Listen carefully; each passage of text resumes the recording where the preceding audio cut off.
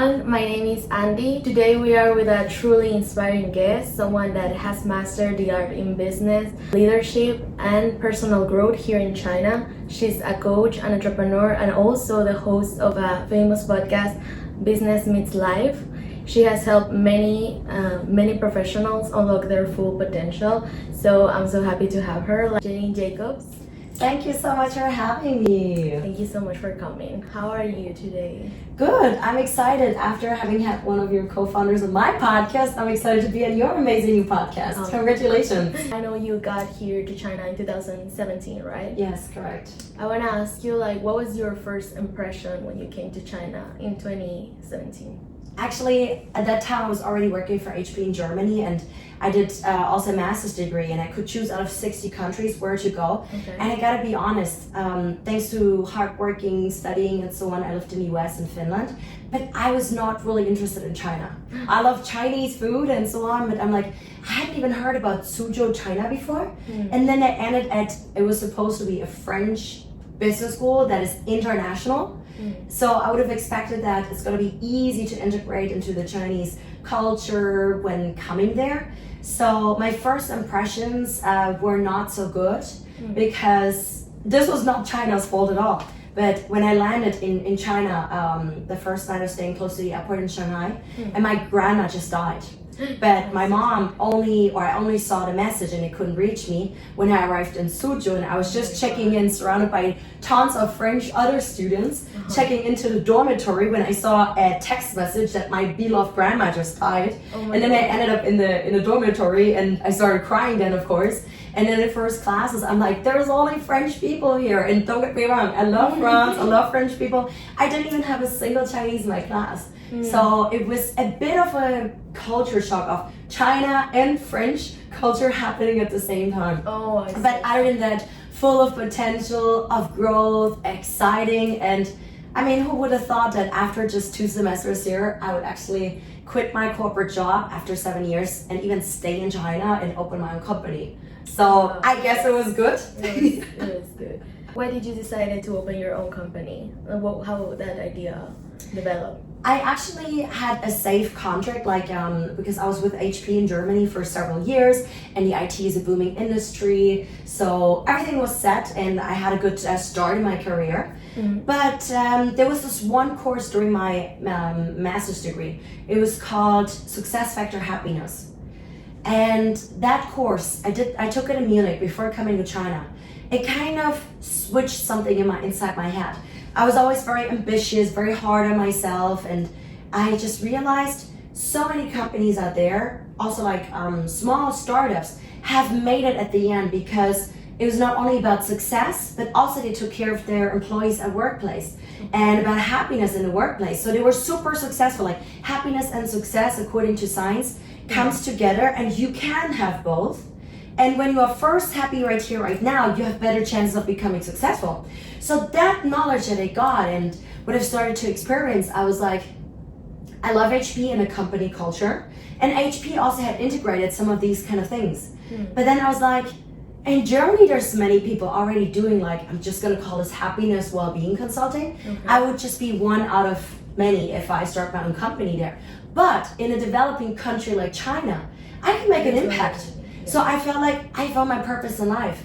I could do something really, really meaningful. And I even took a bank loan to attend this private business school. And I still worked in part-time during my master's degree for HP Germany, and I kept my contract and everything, but I had to make money. And so I was supposed to go back to the former life, but it was just the right thing to do, although I had no savings at all and debt that I need to literally, my gut feeling said, quit your job and open your own company in China and make an impact here. That's very inspirational. Thank you. You were decided to do this, and I think a lot of people don't take that step. They have the idea and they think they wait for the perfect moment to start. But you were like, okay, I want to do this, and you were doing your part-time job and everything at the same time. So I think that's very interesting, very. Thank you. I listen to the gut feeling. It's not always about making decisions with the head. Some of the best management decisions were also made by the gut, not just rationally. For example, your podcast. What was your after you started your business? when the podcast idea started, Business Meets Life? I've had a community like from shortly after this 6 years ago. I started Monday morning motivation. Oh, sorry to ask you. Yeah. How long you been here in China? So now it's 7.5 years. 7.5 years. So the community basically came first. The podcast was just something I felt passionate about it. Like a lot of these things are starting because I feel passionate about it and I want to do something good for others too. So that I started my podcast, it's probably 3 years, but it started under a different title. It was called From Shanghai to the World. Because I've realized that in Shanghai, we're surrounded by so many interesting people. Like you. You're a Mexican who ended up in China. How often do I get to meet someone like you? And there's so many very like successful people, well-educated people from all around the world. So many interesting stories that every one of us has to tell. Even the Chinese who end up in Shanghai, they come from all over the provinces. Yes. So I was like, I want to get these people's stories out there. And it's only like later that I rebranded into Business Meets Life. When did you rebrand it? Maybe 2 years ago. Oh, okay. Because I realized that I don't just want to be stuck on interviewing people from Shanghai, because I started to go to conferences all around the world and I met amazing people like in the US, in Germany, and in different places. So I was like, there's so many interesting people everywhere. And for me, it's always about happiness and success, business and life, right? How do people become successful? How do people at the same time become happy? Are they actually happy or they're just successful? Those are some of the topics that I go through with some of these role models from all around the world. And because nowadays I go on so many business trips, recently I've interviewed people from Bali, but not just Balinese. I like also foreigners there, right? Yeah. Same in the US and in other places. So yeah, the world has no boundaries anymore. Yeah, that's true. Like, yeah, I wouldn't like think before like I will be here in China interviewing an expat from Germany. So that's very crazy. You have like interviewed many successful individuals. What do you think are the key takeaways that foreign entrepreneurs can take from? So for example, you might know the shoes Reebok, the sports brand. I interviewed the founder of it. And he like just sold his company for 900 million, which is impressive. I had Carolyn Stanbury, a TV reality star from the UK, who's very big in Dubai nowadays. So, and then I had like local entrepreneurs, Chinese, foreigners, business owners, CEOs. So very, very mixed, right? Yeah. And I think what they all have in common is lifelong learning. Many of these successful people, they all read a lot of books, or invest a lot in their global executive MBA, in their masters, in like learning and education. Because like I even spoke to Jim Keyes, the former CEO of 7-Eleven and Blockbuster, and he even wrote a book called Education is Freedom. So I think one of the keys to our success is we constantly need to continue learning. We can never stop learning. McKinsey even wrote a paper that until 2030, 220 million people in China need to be reskilled. But this is not just in China like this, right? So lifelong learning, different kind of skills are important. Like last year, I spent about 300 hours just learning AI and AI marketing and other kind of things. Otherwise, I would not have started this new next company now if I hadn't had this new knowledge. So I fly around the world to talk to the most successful people, especially self-made millionaires, self-made billionaires, because they made it from the bottom or from debt to the top. And many of them, they also say it's about resilience. You quickly gotta back up. So you need failures, just continue. Many of them are not taking any vacations, they're not stopping, because otherwise they become comfortable. And when you become comfortable, because suddenly you are successful, you might not continue to the next level. And maybe somebody comes and disrupts you. Like for example, Blockbuster or Kodak have been some of these examples. So I really look a lot at the qualities, the values. Like one of the other values that these successful people have is loyalty and integrity. So let's be honest, in countries like China, we call it like hongbas, little red envelopes, or in the West they would say, yes, like people in the West would say, oh, are you bribing? Let's be honest. If you want to do business in countries like in China, in Russia, in the Middle East, whether you think it's good or bad, but it's still a habit. And I personally have barely ever been in contact with this, but I know that the reason why I cannot work with some big companies or some specific companies, it's because I'm not doing this. So this goes back to your values. And in between, I had to reevaluate what are my values, and especially when you have when you're not making a lot of money, you have a bad time in your business, or like I had this first summer, I didn't know where the food would come from. I didn't know how next week I'm gonna eat some noodles or how I'm gonna pay my rent, like my first summer. Those like weak times of your life, because I don't have rich parents so I can say, hey mom, send me money. So those are the times where it's very easy to maybe change your values, especially if you're surrounded by people who have different values. So you could think about it. Am I going to bribe people or get bribed or accept specific work that is against my values? Or very often, like recently it happened a couple of times that local Chinese companies asked me to lower my prices. Otherwise I get replaced and they're not going to work with me together. So I thought that I have shown them like the quality and the value that I have. But some people, some different companies have different values. So 2 years ago, when I started to become even more successful and I started to speak to more successful people, I really evaluated, I became stronger in my values. Like especially integrity and loyalty is very, very important. And I was started to work more on my boundaries, because being German, like in Germany, we separate work and private life. So that a CEO back then, when I was in digitalization and IT services, although I had clients that were CIOs, very often most of them were men. So it's not that easy that this male CIO would quickly go for an after work beer with me, right? Because it's like the separation of work and private life. And then sometimes it's like, oh, she's a woman and he's probably married, and like these kind of things, but there's stronger boundaries. And then working here with a lot of Indians, with a lot of Chinese and other nationalities, and very often here we mix work and private life. I also had to learn, where do I set the boundaries? So like it happened that, you know, in China we go out for dinner, we drink alcohol, and it's part of like building up the trust and relationships. Yeah, the concept guanxi, right? Exactly. They have. Yeah, so we do business differently here. So I had to rediscover like the do's and the don'ts. And that's why, having spoken to people, other foreigners who do business here, and also other Chinese, to learn about the culture, instead of saying, no, I'm German, I'm not gonna go for dinner with you because you are a man, or things like, I had to reevaluate, I had to try out, set new boundaries. And why would you make your own mistakes and reinvent everything? This is something I've only learned in the last 2-3 years, and especially since having the podcast and since getting coaching from very successful people. Model what works and what other successful people do. Have their values, have their similar concepts, instead of reinventing the whole wheel by yourself. So those are things that I just learned from them. For example, foreign entrepreneurs that want to enter to this market, you would recommend them to adapt to this new guanxi? I think it depends on what you do. Like in a place like Shanghai, you can choose.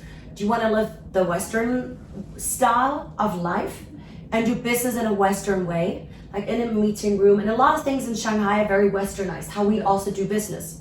I often go to Beijing, I often go to Tianjin, to Suzhou, Hangzhou, to Shenzhen, Guangzhou, to the south. We do business very differently there. So often we're like doing business while having tea for hours. And it's very different. You can choose. And that's also where I had to step up on my Chinese skills. So you always have a choice. And those are the moments where you have to adapt. But you also have a choice. Do I want to drink the white liquor, the baijiu with them, because I know it would be good for the relationship? And for women, they're not as tough as if you were a man. Right? Or do I absolutely so? This goes back to my boundaries and to my values. No, I'm not doing this. I have a friend, he is Muslim, he's from Egypt. So because of his culture, he has never had alcohol before. How often does it happen that people actually say, oh, come, just like one glass of baijiu, right? And this goes back to different cultures, understanding each other, and also who's gonna be upset. Are the Chinese gonna be upset if he says no to the alcohol? Are they still gonna have the same trust and relationship building and way of doing business? If he says no to specific meat, type of meat or alcohol. Like me, for example, I'm vegetarian since I'm in China now. And many people say, oh, just have a little bit of chicken. It's only chicken. Chicken is meat. And this goes back to like, you cannot, I've also learned here that you cannot get offended if people mispronounce your name. Chinese call me Jenny, but I'm Janine, right? So, or like about the meat and the vegetarian thing. So my advice would be, the better you understand and integrate and or at least adapt into a culture, the better it will be for you.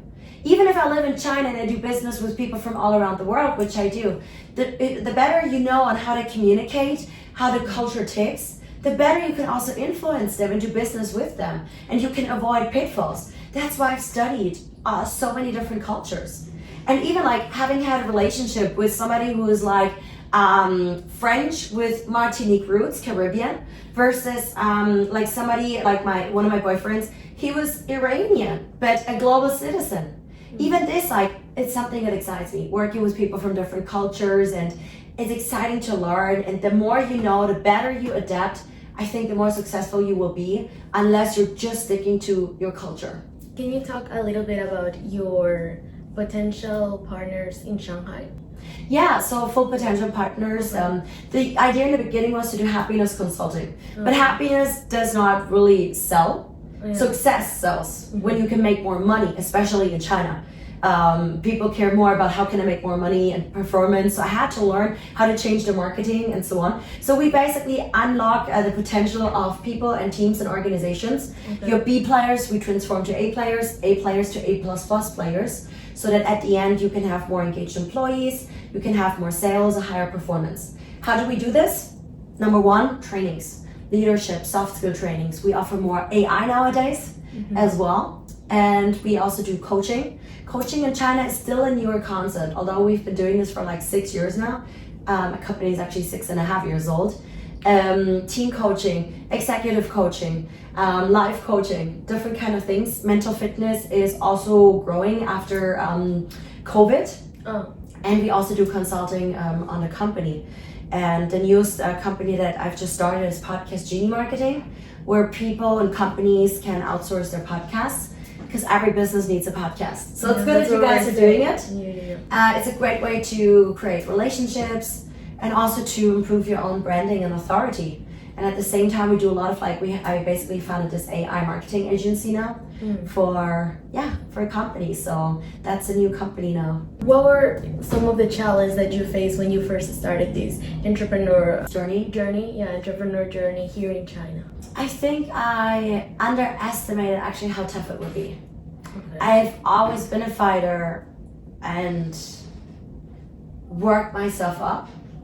Been one of the youngest at HP who became a senior account management position, and the first woman at age 24, I think, and so on. Like, I've always achieved a lot of things, and I like to be thrown inside the cold water, but you underestimate, especially in a different culture, what could come towards you. It's not just that the culture is very different, and I wasn't even like, you do your studies in Chinese, but my Chinese wasn't even that good. And it wasn't even a plan to found my own company here. I was supposed to be back in corporate in my full-time job at HP. Actually in April next month, it's gonna be 7 years I left HP Germany. So there were so many difficulties. How to be an entrepreneur, although I studied this a little bit. Learning about the culture, the language later. As I said, Shanghai culture and way of doing business in Shanghai is different from the South. If I had to start all over again, I would not start in Shanghai. I would go to Shenzhen. Really? Yeah, because in that triangle, especially now after COVID, you have access to Macau and Hong Kong again. You have Guangzhou, Zhuhai, and Shenzhen. In that triangle, you have 100 million people. Less foreigners, less competition. You're more special in what you're offering, how you do it. There's a huge potential there. So there's so many in Chinese culture, because it's indirect communication style. We, in many European countries, in the US, we do direct communication style. So very often it's not directly said whether somebody like an agent cannot help me and cannot deliver me the visa on time. So I got thrown out of China on a Friday evening. Out of nowhere, I just had hired my first 2 interns. The second one was about to come on Monday. I just got my office. But if they told me days before directly, like we do it in Germany, sorry, we cannot provide you the visa. What a chance is 20% it's going to work out by Friday. You could have prepared for it in a different way. You would have been mentally prepared. I've had burnouts because of different things, not just entrepreneurship, but also cultural differences. Yeah. But you're not really fully prepared for this, of what could happen. Sometimes, like in a culture, I wasn't even prepared to ask specific questions because I'm still so new in it. I didn't know what would have been the right question to ask a Chinese person or an expert in that field. And some people in China just don't tell you if you're not asking. Or you have to read between the lines. Again, they're not telling you directly. So there's tons of challenges. That one thing I would have done different, or that would have been a little bit easier. If I had enough savings on the side that I don't have to be afraid of losing. No, of food, the basics. Food, shelter. Oh, okay. It's not even about this. Or safety, you know? Yeah. So really make sure, like an advice would be, have at least 3 to rather 6 months of savings on the side. I had plan B's, I could go back home to Germany. Worst case, right? If I really fail. But you make different decisions. If you don't know where the food comes from, like if you have to think and decide in a short-term way versus long-term decisions, because you know you have at least an investor or you have 6 months of savings on the side, at least you know where the basic things from your life will come from. You can pay your rent and so on. And then I think I probably also would have had 1 burnout less. I think this idea of entrepreneur is kind of like very romanticized. So it's like everyone wants to be an entrepreneur nowadays, but yeah, like comes with those challenge. And like, for example, we have our guest last time. She said like you need to know maths, you need to know finances, you need to administrate all the resources, because sometimes it's not even only using your money. Sometimes you're using someone else's money, and you need to know how to do that. So absolutely, I think it is a very skillful, like, to be an entrepreneur. Like not everyone can be an entrepreneur, but it's very like if you're consistent, if you're like willing to be in the path of always learning and always getting better at what you do, like you can manage to do business and generic part. Absolutely. You built a very strong personal brand in LinkedIn, in events and content. So what strategies would you recommend to entrepreneurs that want to make like networking here in China? Like how would they start? So I had started in a B2C approach because I just didn't know better. So I started with like public speeches, public workshops, trainings. So I advertised it all over WeChat, so people started to get to know me. And then I started this community, Monday Morning Motivation. Like communities are great for any business, for the retention of your clients, to let them grow with you. You always need to have something for free also, instead of just charging. So the community gave me a lot of branding. People would know Janine Jakob for Monday Morning Motivation, but not for Full Potential Partners. But Full Potential Partners is the legal entity here in China. But with the Monday Morning Motivation community, because it was spread all over WeChat, every week for 5.5 years, plus on LinkedIn, plus on Xiaohongshu, and Douyin, and WeChat channel, and Instagram, and Facebook, and everywhere. That's how people started to get to know me, from the community and these kind of events. So I definitely suggest go to local events, get to know local people. The Chamber of Commerce, I always recommend when I give lectures to my students, build up your network. It's super important, especially we foreigners learn it in China. It's all about the guanxi, the network, the relationships. That's why, again, the podcast is great. Instead of just doing sales, we're now building up a relationship. And again, I spoke to your colleague, and now we have just defined, there's a couple of new ways how we can work together, right? This would have never happened if we didn't meet for a podcast, right? Versus a sales meeting. So check out the Chamber of Commerces. In Shanghai, for example, the biggest ones are American Chamber of Commerce. That French is one of the top 4, but then you also have the German, the European Chamber of Commerce. I love the Australian Chamber of Commerce. I really do more with the Indian Association. They have amazing business events as well. Something like AmCham has different chapters. For example, an HR chapter, an automotive chapter, depending on your industries and your interests, so you can meet people from specific industries.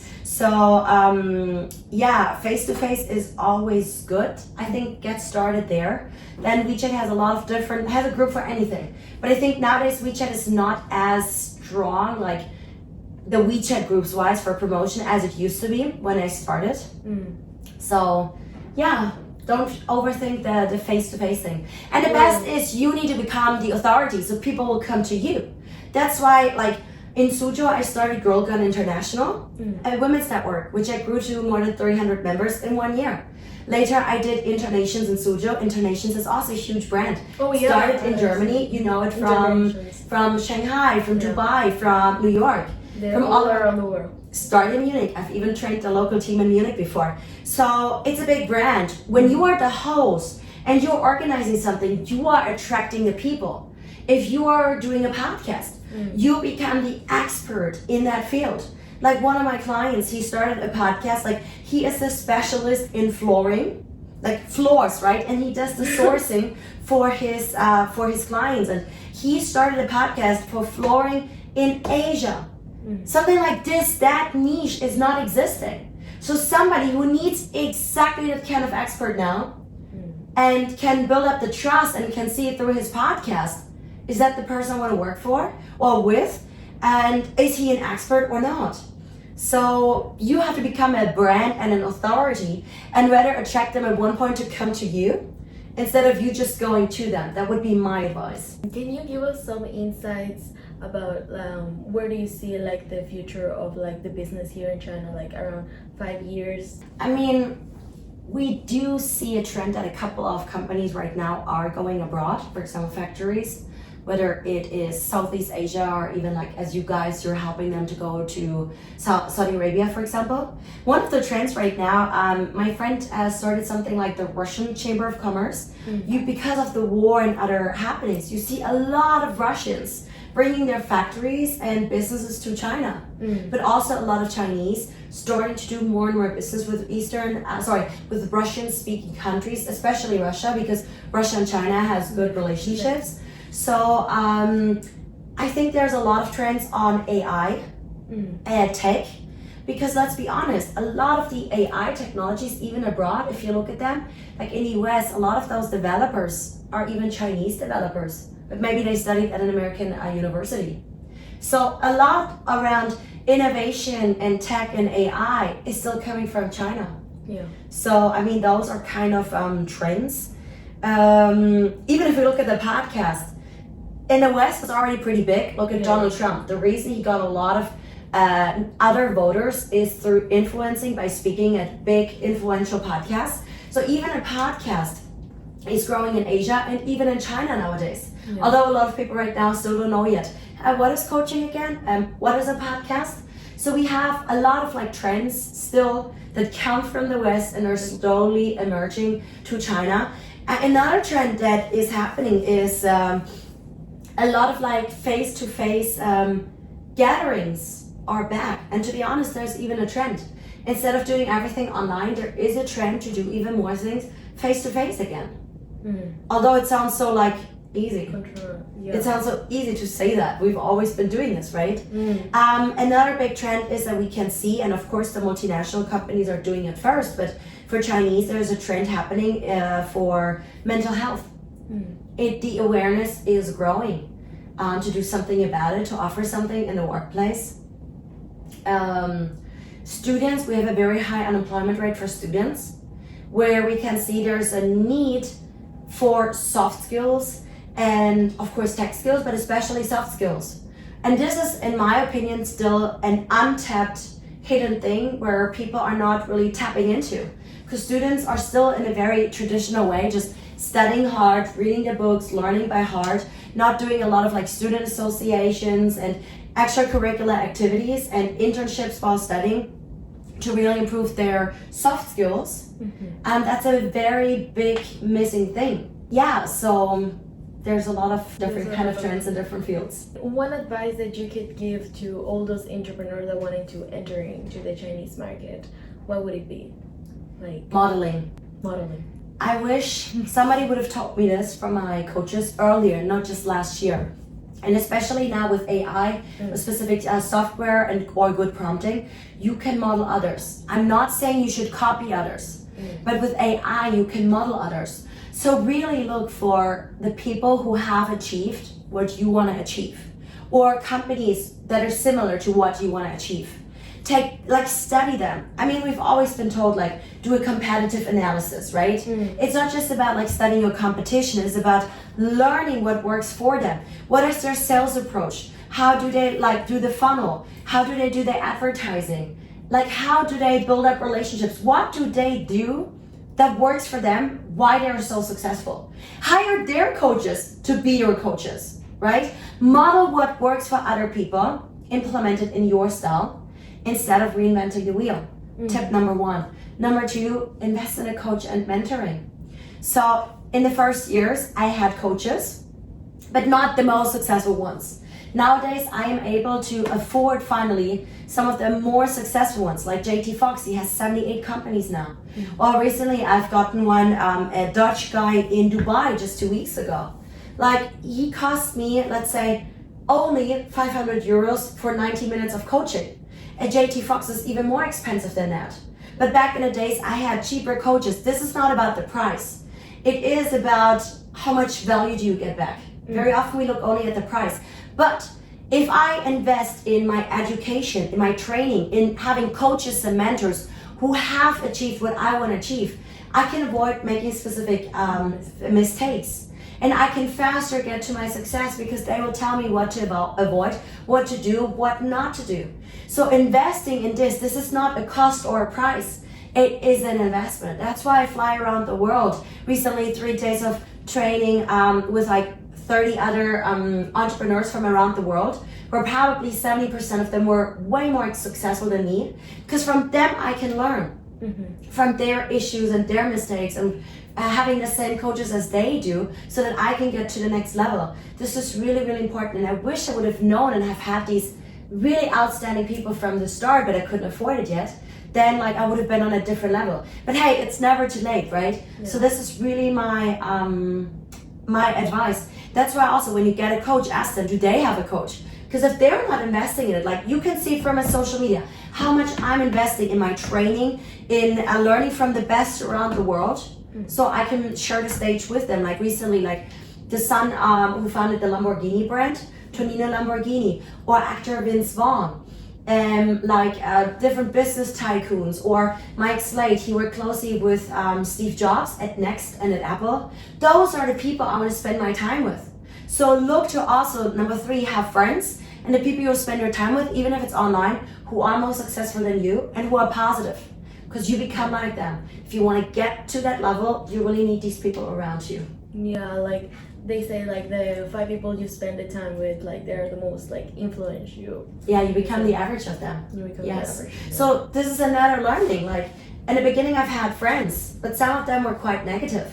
Some of them were not entrepreneurial or passionate about their work, right? So you gotta be so careful who you surround yourself with, because they might also suck your energy. Yeah. And like today, and the last 2 days, I got up every day 2:30 a.m. This morning from 3 a.m. till 11 or 12, I've done 3 days in a row an AI bootcamp, been implementing so much new knowledge, and then I had a normal work day. And we're talking about Saturday, Sunday, and today's Monday, right? And now it's like 4 p.m., I'm still with you, and I have 2 more meetings. But you also need to know why you're doing this, right? So that you can have the energy, and it's not just about time management, but you need to learn to manage your energy. To wrap up a little bit, like, can you share with us, like, what are your new projects? Like, you already mentioned, like, you're starting this new project, in preparing these webinars and everything. So back in the past, I've given TEDx speeches, and in November I spoke, after, this is my 8-year wish, I spoke on stage to some of the names I've just mentioned in California, USA.